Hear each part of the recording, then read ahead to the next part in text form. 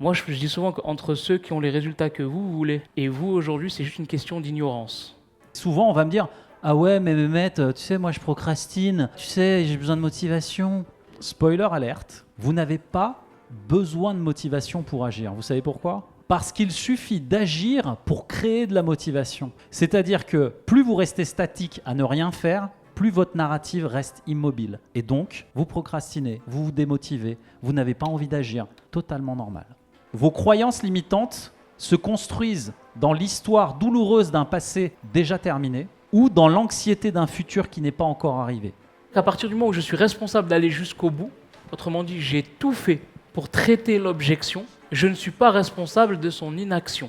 Ma première vente, elle a eu lieu au bout de 49 appels. J'aurais très bien pu m'arrêter. Comme a dit Jérémy ce matin, ce qu'on va voir, vous l'avez déjà sûrement entendu, mais peut-être pas de cette manière-là. J'en dis pas plus et on va démarrer. Alors aujourd'hui, ce qu'on va voir tous les trois, avec Mehmet, Tanguy et moi, c'est ce qu'on appelle les bugs dans la matrice. Et là, aujourd'hui, je suis quasiment convaincu à 200% que vous avez tous des bugs dans votre matrice parce que vous n'aimez pas vendre, parce que vous pensez que vous ne devez pas être commercial ou vendeur, parce que hier, on m'a dit quoi hier à table ? J'ai l'impression d'être intrusif. Non, c'était pas à table, c'était à 13h hier en coaching pour ceux qui étaient là.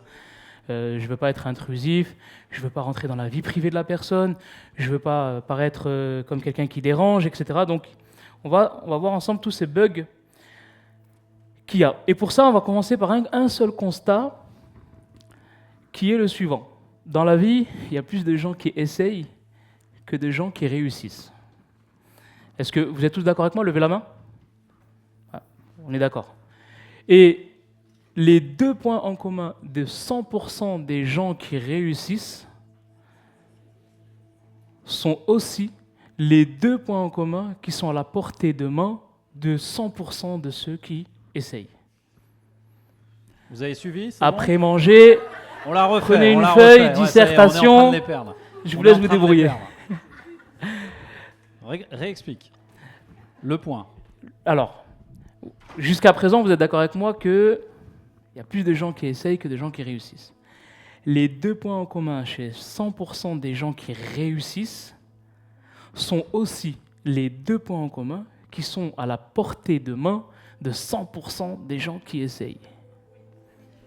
C'est plus clair ? Oui. C'est clair ? Oui. Ok. Et maintenant, c'est quoi ces deux points ? Voilà, c'est ça le plus important. Ok. Léa, tu fais quoi ? C'est quoi ton activité en une seule phrase ? On se croise dans l'ascenseur, tu as 15 secondes, moi je dois sortir, je me retourne vers toi, je te dis Léa, qu'est-ce que tu fais dans la vie ? Qu'est-ce que tu me dis ? J'aide les femmes à perdre du poids. Ok. Donc c'est ces compétences de base qui sont donc nutrition, sport, etc. Donc le premier point, c'est les compétences de base. Jusqu'ici, ça va. Le deuxième point, c'est le mindset. C'est là que ça bordel, ce mot, mindset. C'est là que ça devient intéressant parce que tout le monde fout tout là-dedans, dans ce mot-là, mindset. En fait, c'est un mot américain qui veut dire état d'esprit, si on le traduit littéralement, mais que ce soit dans la vente ou même dans votre leadership et la manière de mener justement votre entreprise, on va tout mettre là-dedans. Alors qu'on va le voir, c'est pas du tout le cas. Ouais, mais juste avant, le mindset, quand même, avec un grand M. Si on vous pose la simple question, là, aujourd'hui, qui pense avoir un bon mindset ? Franchement, soyons transparents, sincères, on est sans filtre entre nous, tranquille. Qui pense avoir un bon mindset, lève la main. Waouh, vous me choquez. Sérieux. Ils sont chauds, hein ? Sérieux. Non, plus sérieusement. Vie pro et vie perso, d'accord ? On va élargir un petit peu le spectre. On ne parle pas que du pro. Qui pense dans la vie quotidienne, pro et perso, avoir un bon mindset ? J'en ai plus là déjà. Ouais. Ok. Ça y est. Maintenant, je vais rajouter une dernière chose. Qui pense pro et perso et en général dans une des disciplines qu'ils maîtrisent le plus, exemple le sport pour les sportifs, l'écriture pour ceux qui écrivent des livres ou quoi que ce soit, avoir un bon mindset. J'en ai encore plus. Ça fait zizir. Ouais. Et donc, les compétences de base, 1, et le mindset, 2. C'est les 2 points en commun qui ont servi à 100% des gens qui ont réussi et qui sont aussi à la portée de main de 100% des gens qui essayent, comme la plupart des gens qui sont devant nous aujourd'hui. Super. Donc là, je vais faire une petite aparté pour le mindset, pour qu'on aille plus loin. On parle de mindset à partir du moment où on parle de neurologie. Et là, je vais mettre un petit peu de neurosciences là-dedans, simplement pour que vous compreniez. Je le dis à quasiment chaque permanence, mais pour ceux qui ne connaîtraient pas le concept, qui connaît les centres neurologiques du corps humain? Waouh, ok. Donc pour faire simple, le centre neurologique, en fait, c'est là où vous avez des neurones. Et c'est de là que se crée la conscience humaine. On ne va pas faire un truc très poussé. L'idée, c'est que vous avez des neurones dans le cerveau, dans le cœur et dans les intestins. Le cerveau, 1000 milliards, ça dépend de l'étude que vous regardez, il y a 1000 milliards de neurones.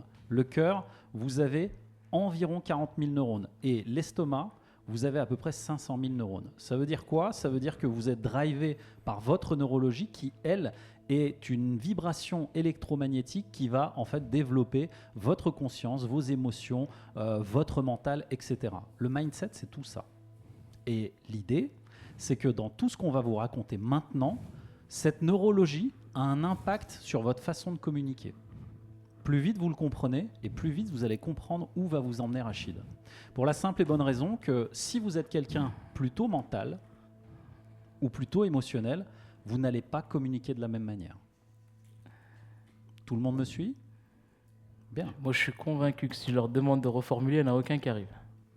Alors, j'essaye de faire au plus simple. Alors, pour plusieurs raisons. La première raison, c'est que vous venez de manger. La deuxième raison, c'est qu'on a fermé les stores. Tout le monde a suivi? Ok. J'ai une deuxième question pour vous. Après celle que je vous ai posée sur qui pense avoir un bon mindset, qui pense être un leader?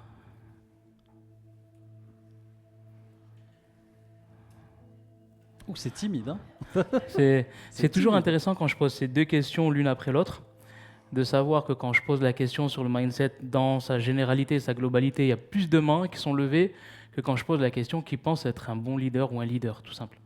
Ouais, je vais vous décevoir. La déception, elle commence dès maintenant, c'est parce qu'en fait, la base principale du leadership, c'est le mindset. Donc comment vous pouvez aujourd'hui me dire que vous avez un bon mindset, mais que vous n'êtes pas leader? Il y a un problème à quelque part. Donc la base du leadership, c'est bien le mindset. Encore une fois, moi je vous comprends. Et Mehmet vous comprend, Tanguy aussi. Quand on pose cette question-là, on a toujours très peu de mains levées. La réponse, c'est que la définition du leadership dans le dictionnaire Larousse, elle est bidon. Pourquoi? La définition du leadership, on nous dit c'est la capacité à mener. Ok? Mais à mener quoi? À mener qui? À mener où? À mener comment? Et le plus important dans tout ça, donc déjà on n'arrive pas à comprendre. Derrière tout ça, il est accroché, souvent associé, qualité de dirigeant de grande entreprise, dirigeant de pays ou dirigeant de groupes politiques ou religieux. Bah, je me pose la question, suis-je un dirigeant d'une grande entreprise? Non. Suis-je dirigeant d'un pays? Non.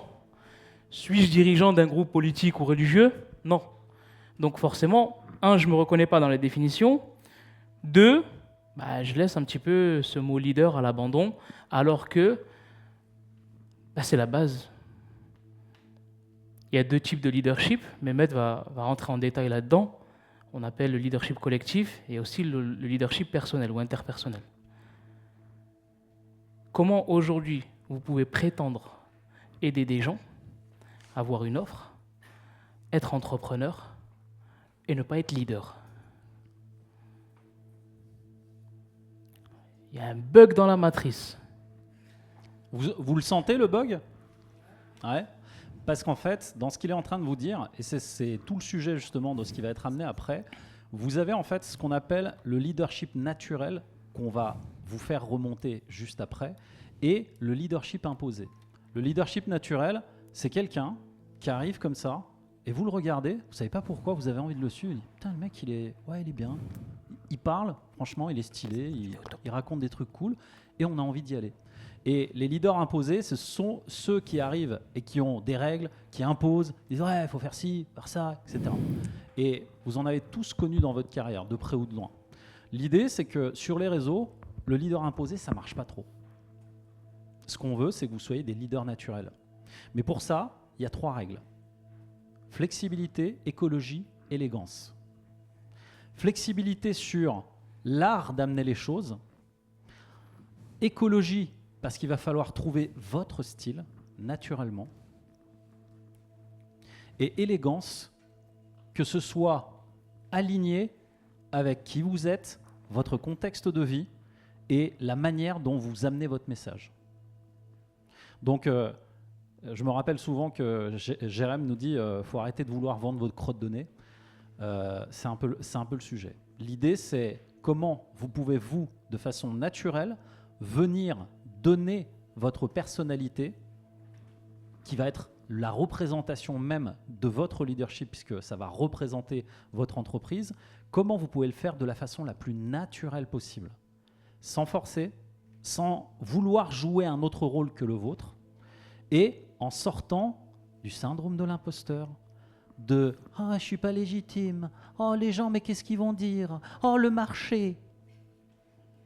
Les gens n'ont pas d'argent. Ouais, les gens n'ont pas d'argent. Et on va rentrer dans toutes ces croyances. Mais tant que vous jouez un rôle qui n'est pas le vôtre, que vous n'êtes pas votre propre leader naturel, eh ben ça se voit. Et nous, c'est tout l'inverse qu'on veut. On veut que vous soyez le plus aligné possible.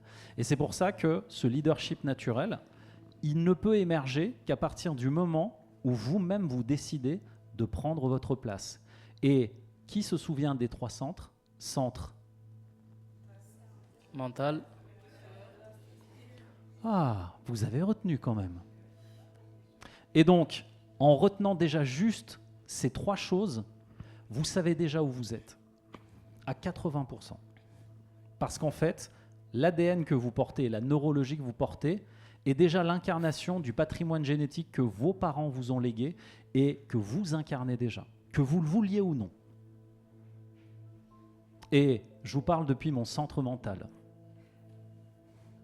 Alors aujourd'hui, on a eu Simon qui a parlé de philosophie. C'était extrêmement intéressant. Et ça a duré quand même 27 minutes et 30 secondes. Je trouvais ça un petit peu long. Et après, vous prenez quelqu'un qui est plutôt dans l'émotionnel. Ah ouais, c'était tellement inspirant. Waouh, c'est trop bien. Et après, il y a une personne qui est dans un centre instinctif qui arrive. Waouh, putain, mais c'était trop bien! Franchement, ça déchire d'être là. Eh, vous êtes chaud? Alors, ils sont pas chauds. Et en fait, je caricature à peine. Je ne suis pas concerné, moi. Lui, il est entre les deux. Je caricature à peine. Mais l'idée, c'est que vous comprenez votre neurologie, vous comprenez votre leadership et vous comprenez votre place. Ce qui fait que ce que vous raisonnez, c'est ce que vous attirez. Et donc, il y a un moment, ça, il faut le prendre en compte. Et c'est ça qui va vous permettre, à vous, de vous positionner en tant que leader naturel. Et c'est précisément ce qu'on veut. Pour la simple et bonne raison que, quand vous prenez votre place, vous attirez, vous permettez aux autres de faire pareil. Et donc, envoler les croyances de « Ah oui, la vente, c'est dur. Oh, truc. » Non. À partir du moment où vous prenez votre place, c'est votre leadership naturel et c'est toutes les postures qui vont arriver. Et vous allez voir que les 2 choses dont on va parler le plus, c'est la posture et le cadre. Si vous commencez mal un entretien de vente, c'est que vous l'avez mal cadré. Et si pendant l'entretien d'exploration de la vente du R1, il se passe des problèmes, c'est justement votre posture à bouger. Et ça, c'est ce qu'on va voir tout de suite. Ouais, quand tu parles de posture, c'est quelque chose de très intéressant. La posture de quoi? Posture d'influence. Alors, influencer, ça n'est pas mal. Hein, c'est comme le mot manipuler. Le mot manipuler, il est pas mal.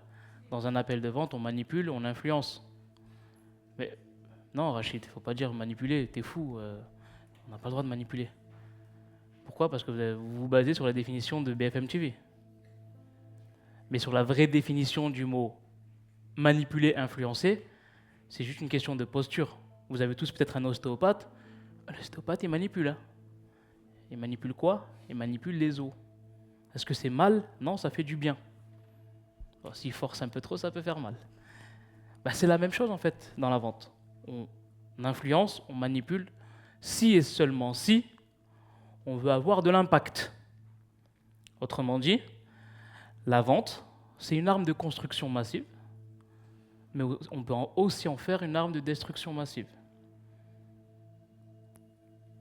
Tout a un bon côté et un mauvais côté. Un couteau, je peux le prendre pour éplucher une pomme, mais je peux aussi planter quelqu'un. Tout dépend du côté dans lequel vous voulez vous mettre. Influencer, manipuler, positif à partir du moment où je vais avoir de l'impact. Et à partir aussi du moment où je suis leader. Leader de mon entreprise. Je suis leader dans ce que je propose. Je suis aussi leader dans la responsabilité que j'ai envers mon prospect. Mais je ne suis pas un sauveur. Je dis ça exprès pour madame qui me regarde là-bas, qui est trop attachée au résultat. Je ne dis pas de prénom. Peut-être qu'elle se reconnaîtra, peut-être pas. Ils le sont tous plus ou moins au début. Quand vous commencez la vente, ce syndrome du sauveur, il est vraiment là. Et en fait, c'est la limite fine entre ne pas vouloir coacher pour sauver l'autre et respecter un processus, un cadre qui permet à la personne d'aller en fait de façon fluctuante dans son esprit, dans ses émotions et celles qui la trigger le plus. Et là, c'est pour ça que le cadre est là, pour justement rester dans ce fameux cadre dans lequel vous êtes, surtout par rapport à la vente. Donc entre les lignes, j'ai dit on se détache du résultat. On va y revenir tout à l'heure.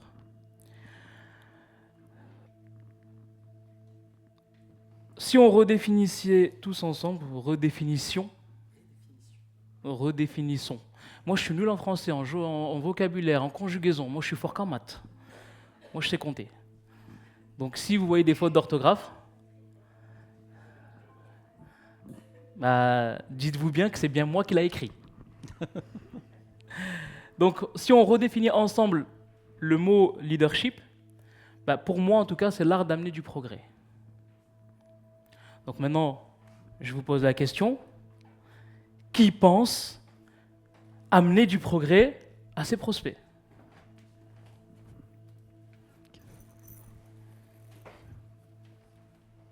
C'est pas vrai. Normalement, je devais avoir toutes les mains levées. Ah, il y a des mains qui tremblent comme ça.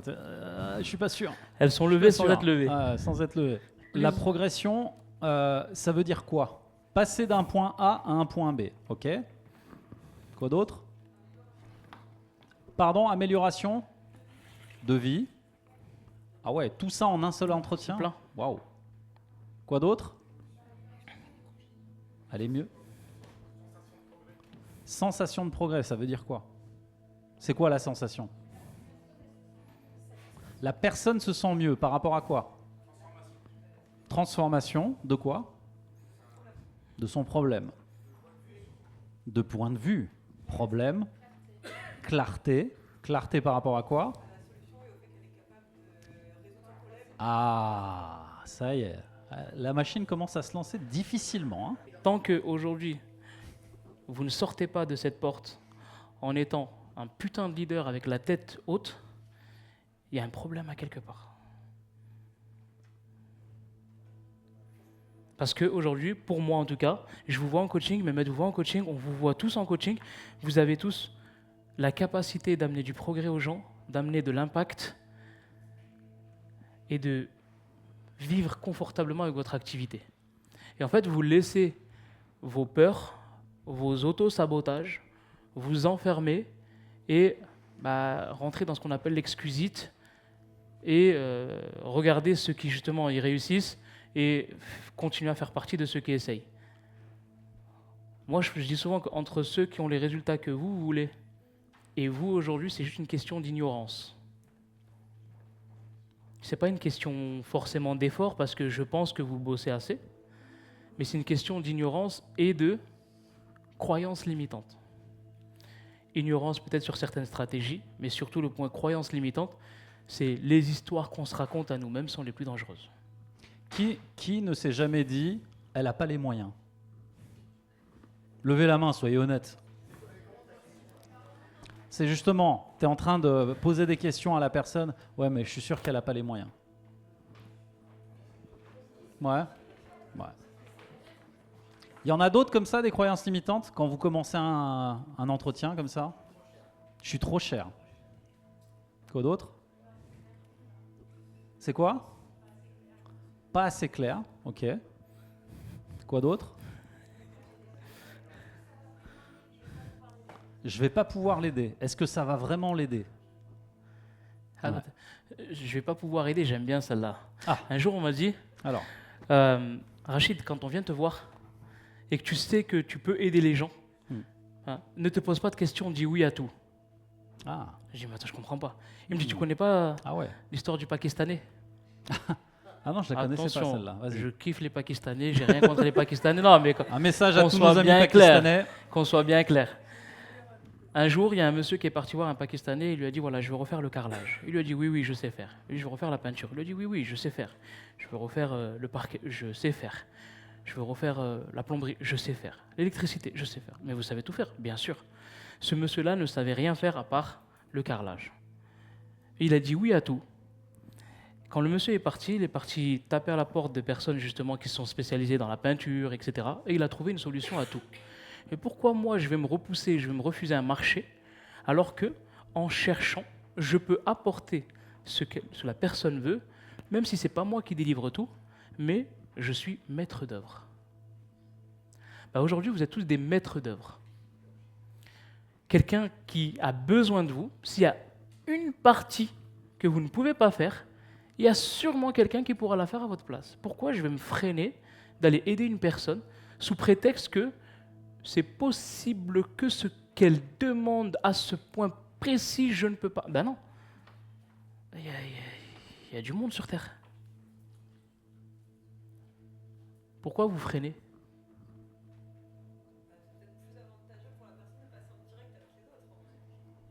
Un point précis.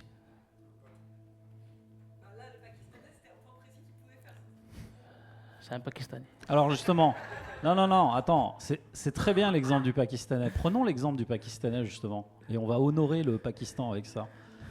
C'est quoi la croyance du mec ? Servir. Ouais. Et à votre avis, quel est son niveau de conviction et de conditionnement ? Certitude. C'est arrivé d'où ? Le mindset Paki. C'est arrivé d'où ? Il y a l'éducation, ouais. Une croyance, ok. Mais qui vient d'où ? L'expérience. L'expérience conduit à une narrative. Cette fameuse petite voix qui vous parle tout le temps. Rassurez-vous, on n'est pas schizophrène. Il y a des études qui disent que dès lors que l'enfant arrive au monde, il a déjà créé tout un univers en lui, avec plusieurs personnages. Donc vous avez ça depuis la naissance. Et l'idée, c'est que chaque fois que vous arrivez dans un contexte précis, et notamment un appel de vente, il y a une narrative qui se met en marche. Comment est-ce que le Paki a fait pour changer cette narrative ? Je ne suis pas sûr que ça existe au Pakistan. Ah, il a fait, il l'a demandé, il l'a fait. Jérémy a un super adage que j'ai retenu la première fois que j'ai parlé avec lui. Il m'a dit, si quelqu'un veut te donner l'argent, prends l'argent et vois après. Pour la simple et bonne raison que chaque fois que vous êtes dans une narrative, le seul moyen, et ça on appelle ça en PNL une rupture de pattern, le seul moyen de couper cette narrative, c'est simplement d'agir. Et souvent on va me dire, Ah ouais, mais Mehmet, tu sais, moi je procrastine. Ouais, tu sais, j'ai besoin de motivation. Spoiler alerte. Vous n'avez pas besoin de motivation pour agir. Vous savez pourquoi? Parce qu'il suffit d'agir pour créer de la motivation. Parce qu'en fait, la motivation, c'est juste une impulsion de neurotransmetteurs que vous avez dans le cerveau qu'on appelle la dopamine, l'ocytocine et les endorphines. C'est des trucs qui se créent uniquement par le mouvement, donc par l'action. C'est-à-dire que plus vous restez statique à ne rien faire, plus votre narrative reste immobile. Et donc, vous procrastinez, vous vous démotivez, vous n'avez pas envie d'agir. Totalement normal. Vous voulez changer un comportement, une narrative quand vous n'arrivez pas à closer, changez de pièce, mettez-vous debout, marchez, faites des pompes avant. Et surtout, créez une narrative, un conditionnement intérieur, mental, émotionnel et instinctif qui vous permettent de remonter vos niveaux d'endorphine, de dopamine, d'ocytocine, etc. Tous ces neurotransmetteurs n'apparaissent pas comme par magie. Là, on est vraiment dans la physiologie et dans la neurologie. Et ça, c'est à la portée de tout le monde. Il avait raison de le dire. Parce que 100% des personnes qui sont dans cette pièce sont capables d'agir. Et c'est là-dessus qu'on compte. On ne vous demande pas des super pouvoirs, d'aller faire des retraites chamaniques à faire des câlins aux arbres. Et pourtant, c'est génial. Et j'en ai fait. Mais l'idée, c'est qu'ici, dans vos entreprises, pour avoir cet état d'esprit du chef d'entreprise qui agit, ça ne peut passer que par l'action. Et donc, effectivement, dis pas, l'action élimine les doutes. L'idée, c'est que plus vous allez agir sur vos croyances, plus vous allez vous conditionner, et plus, ça c'est un sujet que Rachid il adore, votre niveau de certitude va augmenter. Excusez-moi, mais si vous arrivez à un entretien et que vous-même, bonjour, pardon, mon niveau de certitude il est comment là? Imaginez si vous-même, vous ne croyez pas à ce que vous êtes en train de proposer. Comment la personne en face, elle va y croire? Et j'en ai même fait une bannière YouTube. Croire est votre super pouvoir. Vous pouvez croire que vous réussirez, ça marchera. Vous pouvez croire que vous ne réussirez pas et que vous échouerez, ça marchera également. Dans les deux cas, votre super pouvoir, c'est de croire que ça fonctionne ou que ça ne fonctionne pas. Et croire permet d'agir. Parce que c'est cette croyance-là qui conditionne tout le reste. Un peu comme le paquis. Donc maintenant, ce serait quoi la meilleure narrative quand vous avez des enjeux? Parce que la plupart du temps, on me dit « Ah oui, mais j'ai un enjeu et je dois annoncer mon prix et trucs et machin. » En fait, tout ça, c'est des histoires, quoi. Là, l'idée, c'est de savoir en fait quelle histoire et quel conditionnement je me mets avant l'appel pour en fait finalement être totalement aligné avec la personne qui est en face. Et ça dépend de vous. Et je vais vous donner les 3 questions du filtre à particules que j'aime bien rappeler, et je laisse la parole, sinon il va s'endormir aussi. Les 3 questions, à chaque fois que vous allez passer à l'action, elles sont fondamentales. Qui les connaît? Le filtre à particules, levez la main. Personne, génial. Première question, qu'est-ce qui dépend de moi? Qu'est-ce qui dépend de moi, en fait, dans la vente, dans le prospect, dans tout ce que vous allez faire? Peu importe, vous êtes des leaders. Qu'est-ce qui dépend de moi? Deuxième question, qu'est-ce qui ne dépend pas de moi? Ce qui ne dépend pas de moi, c'est le résultat. Ce qui ne dépend pas de moi, c'est que la personne en face, la réaction qu'elle va avoir, ce qu'elle va me dire, les objections, tout ça, ça ne dépend pas de moi. Donc, je ne me concentre que sur ce qui dépend de moi. Et la troisième question, c'est elle qui va vous en apprendre le plus sur vous. Qu'est-ce qu'il y a de bon à prendre et à apprendre dans ce que je vis ici et maintenant? L'idée, c'est que chaque fois que vous avez ce genre de situation, il y a une leçon que vous pouvez apprendre et en retirer quelque chose. Mais surtout, le plus important, c'est les 2 derniers mots. Ici et maintenant. Gardez juste ça en tête. Vos croyances limitantes se construisent dans l'histoire douloureuse d'un passé déjà terminé ou dans l'anxiété d'un futur qui n'est pas encore arrivé.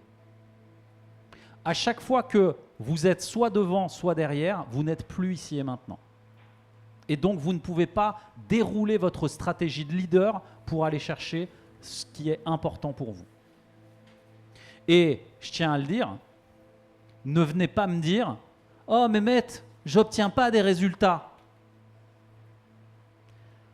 Tout le monde ici obtient des résultats, mais pas des résultats peut-être à la hauteur de ce que vous avez mis en termes de barre d'échelle de ce que vous voulez. Mais des résultats, vous en avez tous.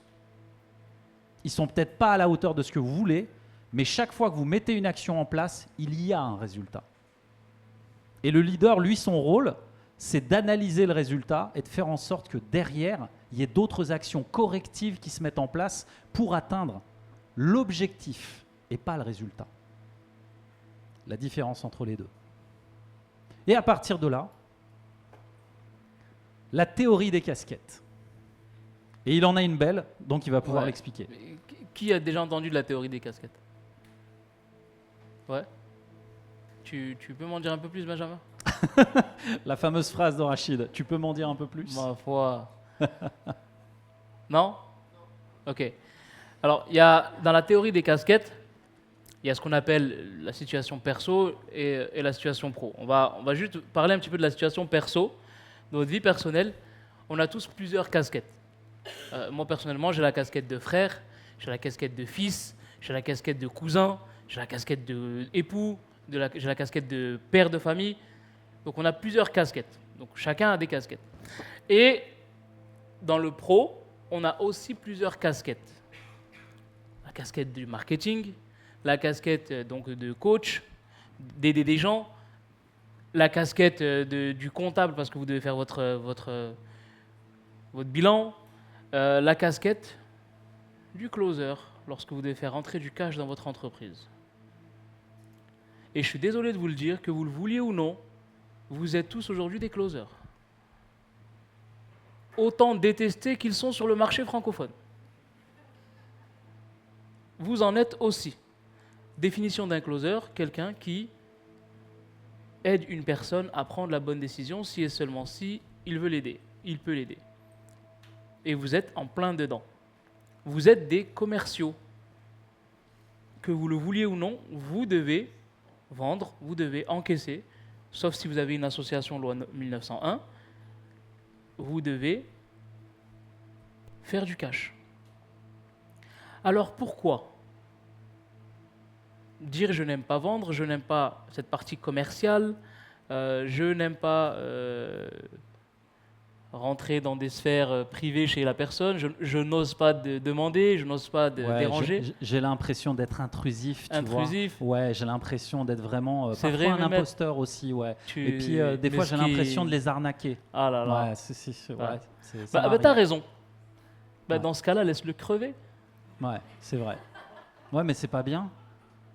Si tu n'oses pas être intrusif. Ouais, mais alors dans ce cas-là, je peux pas l'aider. Tu sais, moi, je veux aider les gens. Ouais. Moi, je veux les accompagner. Tu vois, je veux sauver le monde et tout. Moi, pas comprendre. Je caricature à peine. En fait, c'est la vérité. Ce que vous venez de voir là, c'est exactement ce qui se passe dans votre tête entre vous deux. Parce que vous avez tous une autre personne en vous à l'intérieur. Plus sérieusement, tout dépend de la définition qu'on met derrière les mots. Le mot vendre, c'est un mot qui est mal vu en France, en francophonie. Les mots commercial, les commerciaux sont mal vus, effectivement. Vus comme vendeurs de tapis, etc. Menteurs, agressifs, etc. Oui, il y a eu des pratiques qui ont été faites de 2019-2020 jusqu'à maintenant, qui n'ont pas été belles à voir. C'est vrai. Mais ça ne veut pas dire que vous allez faire la même chose. Quelle est la définition derrière le mot vendre que vous pouvez vous-même mettre en fonction de vos valeurs, de votre personnalité et de votre énergie? Moi, personnellement, je l'ai changé en donner envie d'acheter. Ça sonne plus juste. Ça sonne plus beau. Et ça me donne envie d'être intrusif pour leur donner envie d'acheter parce que je suis convaincu que ça peut les aider. Donc, cette barrière que vous avez avec la vente, ça fait partie des histoires que vous vous racontez à vous-même. Parce que l'une des casquettes et la plus importante des casquettes d'un entrepreneur, c'est celle de celui ou celle qui s'est donné envie d'acheter. Parce que s'il n'y a pas cette casquette, il n'y a pas de cash, pas d'entreprise, pas de sirène, pas de. C'est un jeu de dominos en fait. C'est les Exactement. dominos. Clôturer cette présentation, on a trouvé ce qu'on appelle la théorie C1+. Qui connaît? C1+, qui connaît? Personne. Personne? Sérieux? Non? Ouais, on l'a sorti du chapeau, on s'est dit tiens, il n'y a pas d'études statistiques là-dessus, Non. Benji va aimer. Alors la théorie C1+, il y a une étude qui a été faite en France. On a posé une question à des milliers de Français. La question c'est, pensez-vous qu'on peut avoir confiance les uns les autres? Et la réponse, seulement 18,7% ont répondu oui. Autrement dit, plus de 80% c'est en francophonie, c'est pas qu'en France, pensent qu'on ne peut pas avoir confiance les uns les autres. Alors imaginez-vous, je suis pas leader, j'aime pas vendre, Ça fait beaucoup. Hein. les gens n'ont pas confiance en moi. Qu'est-ce que je fous en tant qu'entrepreneur alors?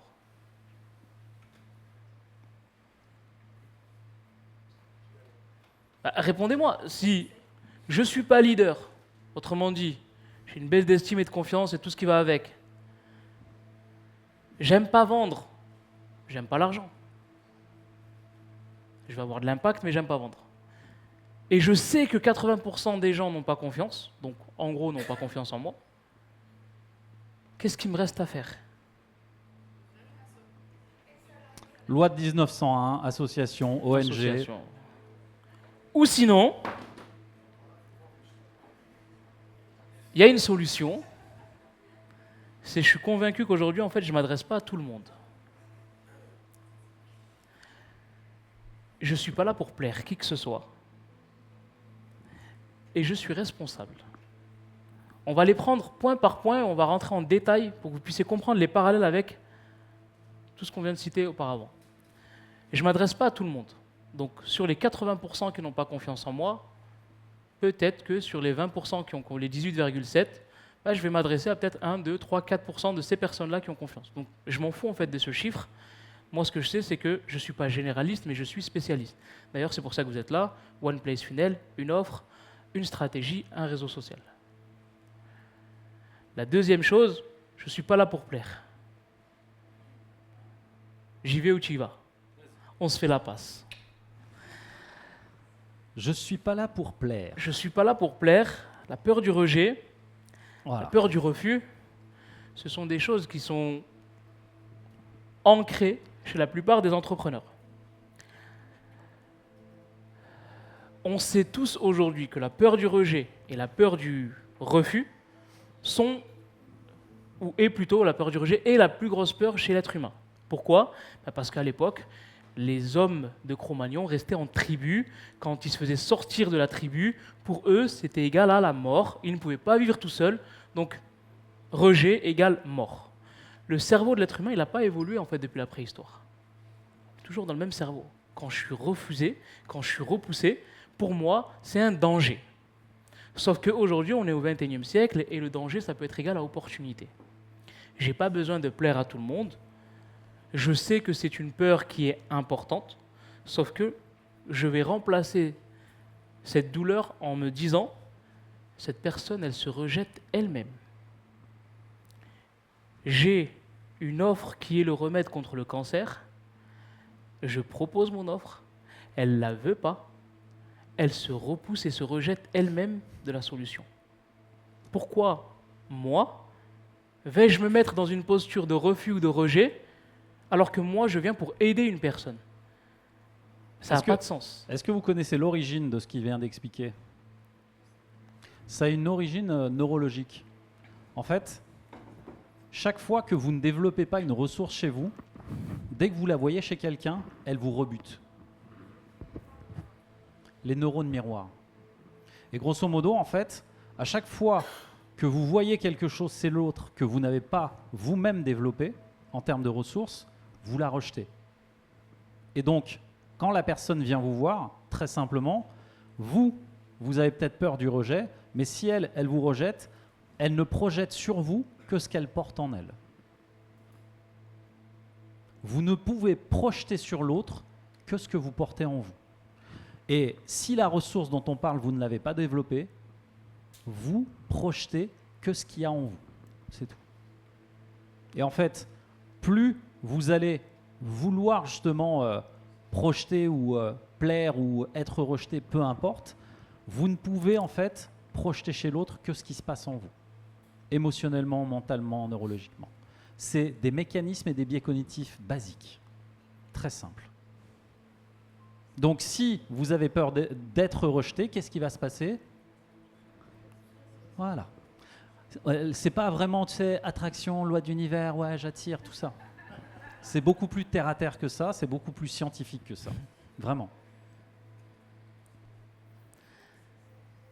Je suis responsable. Ça veut dire quoi?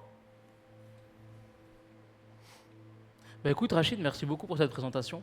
Bah moi je vais juste prendre le temps de réfléchir et ensuite je reviens vers toi. Ok Rachid 2, bah, je te laisse aller réfléchir et dès que tu as pris ta décision, bah, tu reviens vers moi.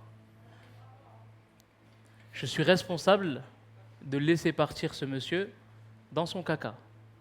Le Rachid 1. Ouais, mais tu comprends, il doit réfléchir, peut-être il n'a pas l'argent. Ouais. Bah écoute, je te laisse regarder avec les banques et avec ta famille et ensuite tu reviens vers moi. Ouais, ok, d'accord, mais quand? Bah, quand tu veux, hein, pas de souci. Ok. Voilà. Il se passe quoi Je là? suis responsable de laisser partir une personne dans son process interne de prise de décision, laxiste. Mais je suis aussi responsable de prendre la décision ferme de me dire je ne laisse pas partir une personne tant que je n'ai pas traité l'objection jusqu'au bout. Petite précision. Un appel de vente ne commence qu'au moment où vous avez la vraie objection. Tout ce que vous faites dans le R1, R1, R2, avant la présentation de l'offre, avant d'avoir l'objection, ça n'est ni plus ni moins qu'un dialogue et un échange humain où on n'est pas du tout dans la vente.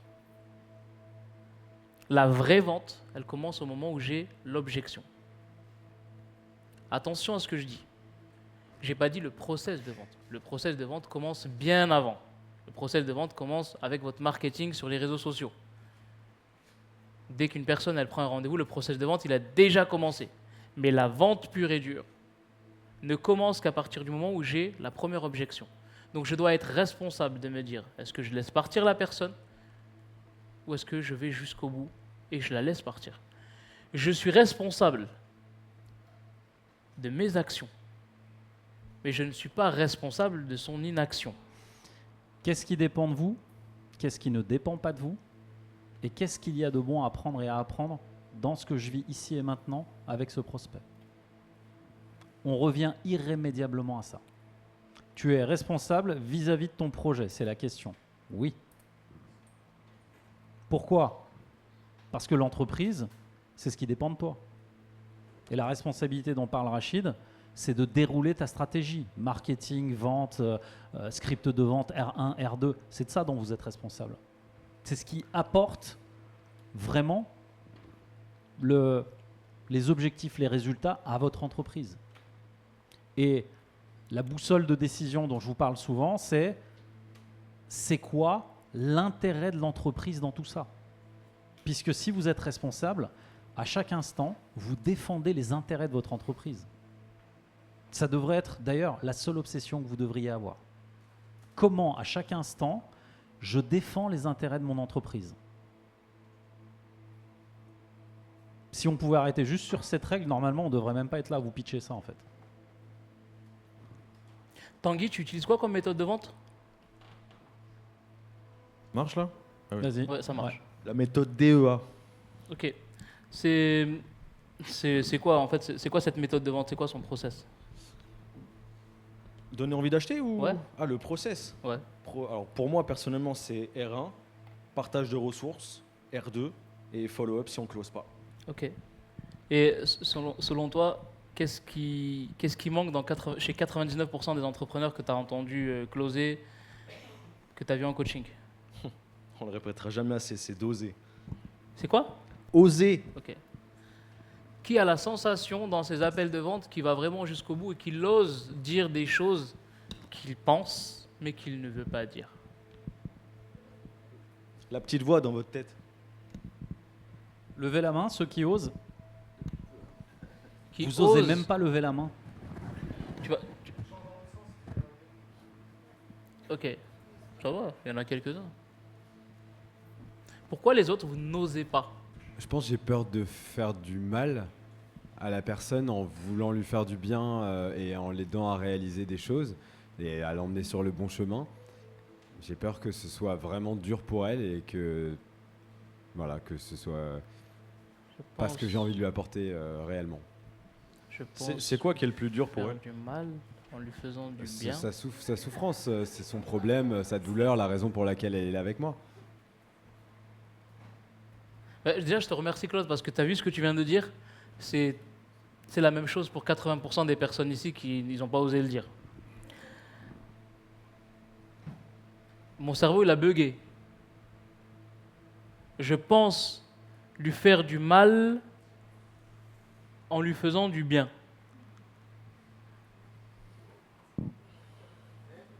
Mon père, il me dirait, ça va pas là, mon fils, hein. Je pense lui faire du mal en lui faisant du bien. Donc si j'inverse, je pense lui faire du bien en lui faisant du mal. Il est où le mal dans tout ça en fait, Claude? Est-ce que tu penses que aider une personne à perdre du poids, à éviter des arrêts cardiaques, à rentrer dans une taille M au lieu de taille XXL, c'est du mal?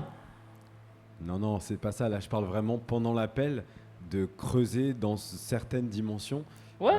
Voilà. Mais Peu importe la dimension dans laquelle tu creuses. Tu connais le process. Tu sais ce que je t'enseigne, je te demande de demander à chaque fois l'autorisation de poser des questions un petit peu turbulentes. Tu poses la question et tu demandes la permission. Où est le problème? C'est quoi ton intention? les aider, bien sûr. Faire tout ce que je peux pour qu'ils aillent bien et qu'ils soient heureux. C'est ce que je disais à Claude juste avant qu'on reprenne. Et pour revenir sur ce que disait Rachid tout à l'heure, en fait, c'est OK de ne pas closer pendant l'appel. Ce qui n'est pas OK, c'est de ne pas aller jusqu'au bout de l'appel pour essayer de closer. Parce que comment vous voulez faire un bon follow-up si vous n'avez pas les bonnes informations, que vous aurez que après la première vraie objection? Moi, je suis complètement d'accord avec ce qu'il vient de dire et c'est un constat où on va vraiment en fait poser encore une fois les barres sur les T tous ensemble aujourd'hui. C'est OK de ne pas closer pendant l'appel et vous n'êtes pas des magiciens. Ça, c'est quelque chose qu'on ne dit pas souvent dans la vente. Vous allez rentrer dans un coaching, vous allez voir les gens faire des ventes, vous allez vous dire « Merde, il n'y a que moi qui ne vends pas ». Non, c'est pas vrai. Déjà, vous vous comparez aux autres. Mehmet vous en dira un mot sur ça. Interdiction de se comparer. Peut-être que la personne est au chapitre 7, 8, 9 de sa vie entrepreneuriale. Vous êtes au chapitre 0,5. Pas de comparaison. Juste avant la question, juste une dernière chose. Flora, quand je dis on n'est pas des magiciens, ça veut dire qu'à partir du moment où je suis responsable d'aller jusqu'au bout, autrement dit, j'ai tout fait pour traiter l'objection, je ne suis pas responsable de son inaction. Je ne suis pas un magicien. Ce n'est pas parce que j'ai 5 appels de vente que je ne fais pas de vente que je me dis je suis nul. Ma première vente, elle a eu lieu au bout de 49 appels. J'aurais très bien pu m'arrêter. Alors, je vais pour le point sur la comparaison et je te laisse la parole, Stéphanie, après. Il y a une chose que vous devez garder en tête, c'est la narrative. C'est-à-dire la narrative avant l'appel, pendant l'appel et à la fin de l'appel. La narrative dont il vient de parler, comparaison. Vous connaissez les 5 croyances limitantes qui construisent le plus ce sentiment de certitude que la croyance est limitante et qu'elle va être en fait une vérité pour vous? Les 5. Comparaison, interprétation, supposition, justification, extrapolation. À chaque fois que votre narrative est dans l'un des 5, vous êtes déjà en train de vous raconter l'histoire que la vente va capoter. Notez-les, parce qu'à chaque fois que ça revient dans votre narrative, avant, pendant ou après la vente, vous êtes déjà cuit. Vous êtes déjà en train de vous raconter une histoire. Il y a comparaison, justification, interprétation, supposition, extrapolation. L'idée, c'est que cette narrative, elle ne dépend que de vous et du conditionnement de la narrative avant. Donc, d'où l'importance d'être responsable et d'aller au bout des process qu'on vous donne. Donc moi, c'était plutôt pour... Enfin, c'est pas une question, c'était plutôt moi, la narrative que j'ai, c'est je vois pas pourquoi... Je lâche, je pense à un moment donné dans l'appel, parce que je me dis, bon, si elle refuse et que je fais tous ces efforts pour rien, franchement, sincèrement, je lâche, parfois. J'ai pas compris. T'as pas compris? Non. Quand je suis en appel, de closing, je vais pas au bout. C'était ça la question, c'était finalement pourquoi vous n'allez pas au bout, etc. Moi, je vais pas au bout parce que dans le fond, j'ai un truc qui me dit si je fais des efforts pour la convaincre en fait de venir et qu'elle dit non, en fait, ça sert à rien. Quoi. Ok. Tu vois? Te connaissant, je sais que tu aimes bien les choses qui sont parfaites, oui, qui sont belles. Oui. Est-ce que tu penses que ne pas aller au bout, c'est beau? Ouais. Oui, aussi. Sérieux? Non. Ouais. Plus sérieusement. Mais en fait, je me dis, si j'ai pas le résultat, tu vois, il y a un... Je sais que non, mais je comprends. de moi. Ce que tu traverses là, je l'ai traversé. Okay. On n'est pas des cyborgs, hein. On est des êtres humains, on est passé par des chemins turbulents. Et ça, spécifiquement, on est tous tombés dedans. Okay.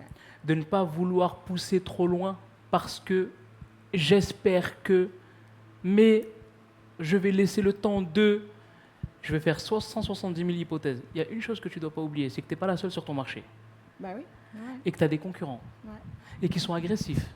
Ouais. Et qui sont moins compétents que toi. Ouais. Et qui ne cherchent pas la beauté comme toi. Ouais. Et donc, ils vont closer ces gens. Ouais. Et tu peux t'en vouloir à toi-même. Ouais. Ramenez-lui des mouchoirs après. Non, tu as le choix. Tu as le choix et tu as le droit. Ce que tu es en train de me dire là, pas plus tard qu'il y a 2 ans, j'ai une anecdote dans la tête où j'ai laissé partir une personne dans un programme concurrent parce que j'étais dans la même posture que toi, dans ce mood-là. Le Rachid que vous connaissez n'était pas lui-même, il a laissé partir la personne. Quand j'ai laissé partir la personne et que je sais qu'elle m'a boycotté pendant 4 mois et qu'au bout de 4 mois et 1 semaine, elle me répond à mon message WhatsApp en me disant elle a investi ailleurs et qu'elle n'a pas eu de résultat et qu'elle est en dépression, etc., je suis responsable. C'est ma faute. C'est ma faute. Je te jure, c'est ma faute. Et pendant 1 semaine, j'ai pas pris d'appel, j'ai pris 1 semaine où j'étais enfermé chez moi. Parce que je suis responsable de ne pas être allé jusqu'au bout.